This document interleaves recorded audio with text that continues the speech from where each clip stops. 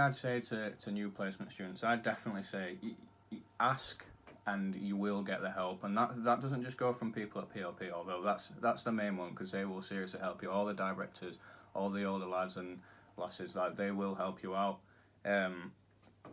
But I found it with people on contract, like you'll look at them and you'll think, oh, they're scary, there's no way they're going to help little old new guy me. But that's really not the case. Like, if you ask people and you genuinely approach them and say, look, this is the problem I'm having, can you help me out with that? And people are seriously willing to jump out and help you. Like, I was so surprised at how willing people were to come out and help you.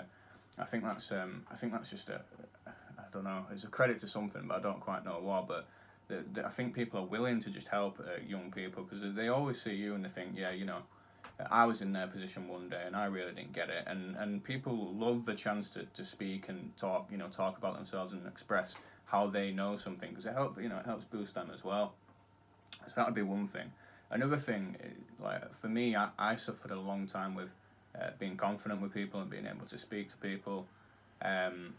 But I found ways to tackle that is number one, I'd say, if you've got like a piece of work or something you need to, like, going back to what I said earlier, if you need help, don't let it fester, because then it will just get worse and you'll feel more scared when eventually you have to go and ask it, because there's just no way you can do it. So if you ask straight away when it's when the problem's only this small, it's not half as bad as when you've let it grow to this and it's way worse.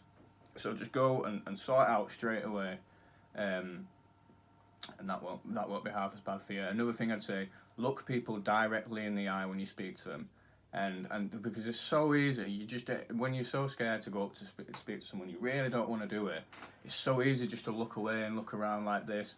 But if you look right at them, then it literally makes the fear half of what it is, because you're always scared of what you can't see, but when you can actually see it, you realise it's just, you're just speaking to any old human being.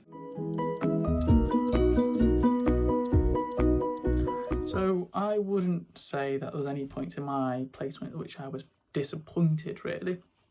The only thing, if I was being a bit hypercritical, is that I would have enjoyed a bit more on-site work at one of our client sites.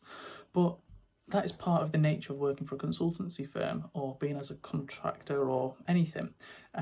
Some opportunities do come through and others do fall through, which is a shame, which I was on the receiving side of a couple of times throughout the year. But I think that was a valuable lesson which I learned into the consultancy industry within any profession really, but especially project management.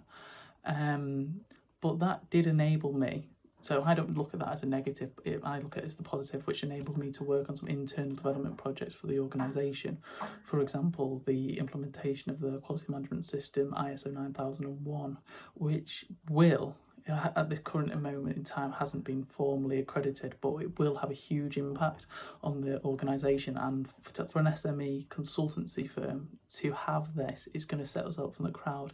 And to be said that I'm a part of that implementation is really good. And I can see how it's going to have a huge impact on the organisation moving forward as they do grow and get bigger. So I wouldn't say it was a negative. I would say I've really enjoyed it developing in other ways rather than what I initially set out to do.